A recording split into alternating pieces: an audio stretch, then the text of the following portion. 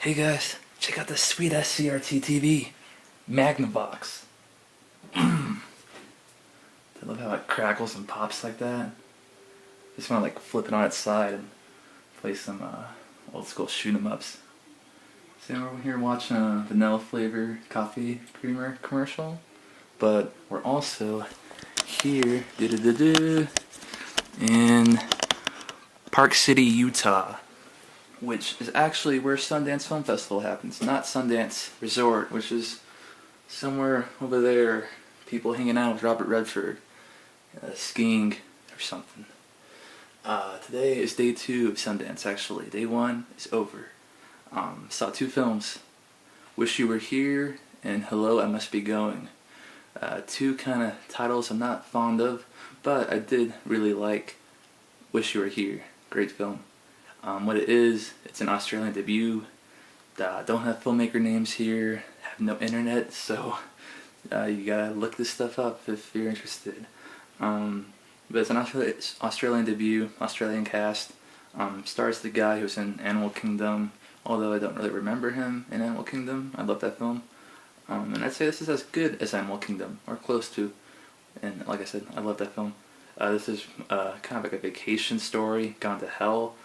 It's about a married couple who, the wife's sister comes with them to Cambodia, and she brings along her boyfriend, and the film opens with like a 3-5 minute montage of them like having their hangover, perfect holiday vacation. It's really amazingly shot, and you're just like, oh man, Cambodia looks like a place I want to go to, until you get to the moment where the montage ends and you see the main actor walking toward the camera in this plane.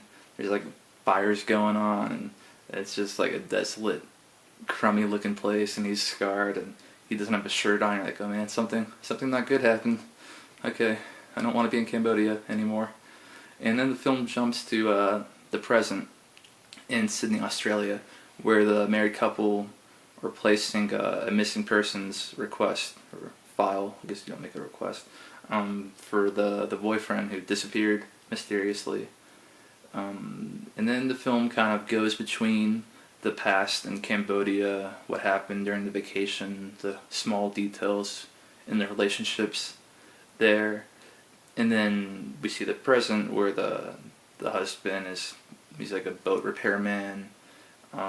He has some issues that need to be worked out, and you're not really sure what those issues are at the beginning, but you soon find out, and it's kind of heavy.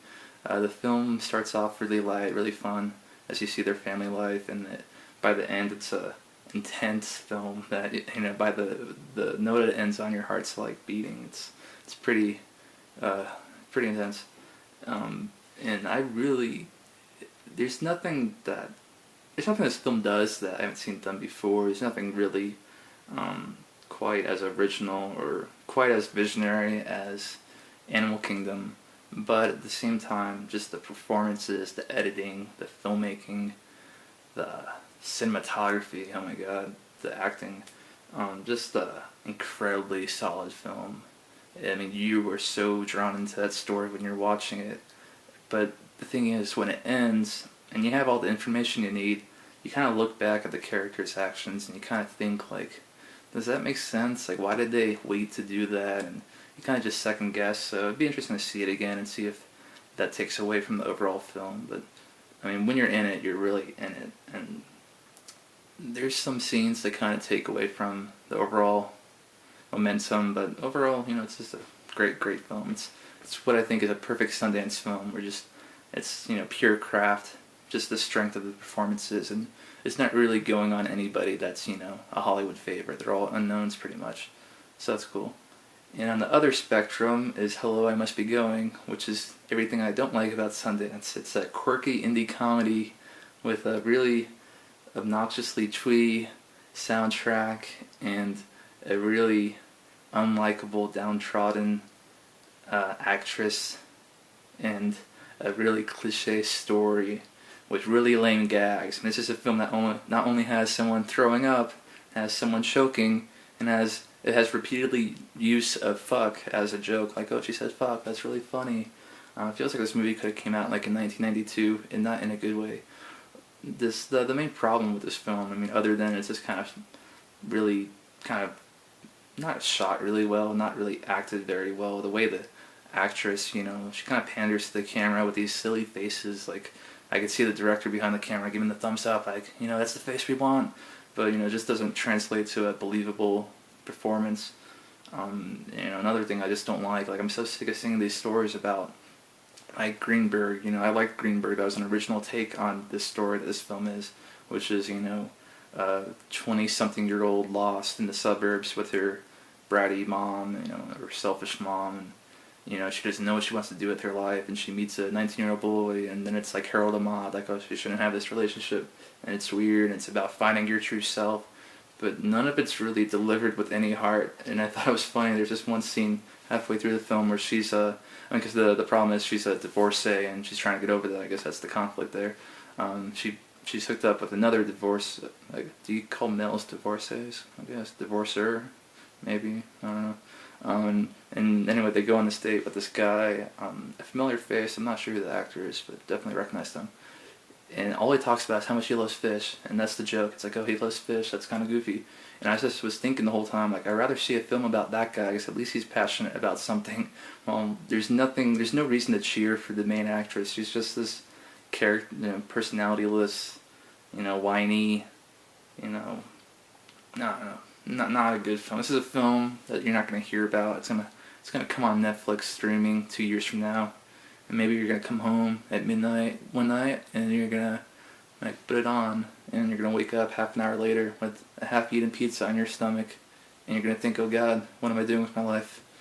And you're gonna cry. That's what this film is like. So look forward to that. Okay, so what else? Yesterday we had a feature, 5 questions with Indie Game the Movie directors. You could check that out. And a full review of Wish You Were Here should be going up sometime today, hopefully before this video is up. So look for that on Flixist.com. Today I'm going to be checking out This Must Be the Place, starring Sean Penn. Really excited about that.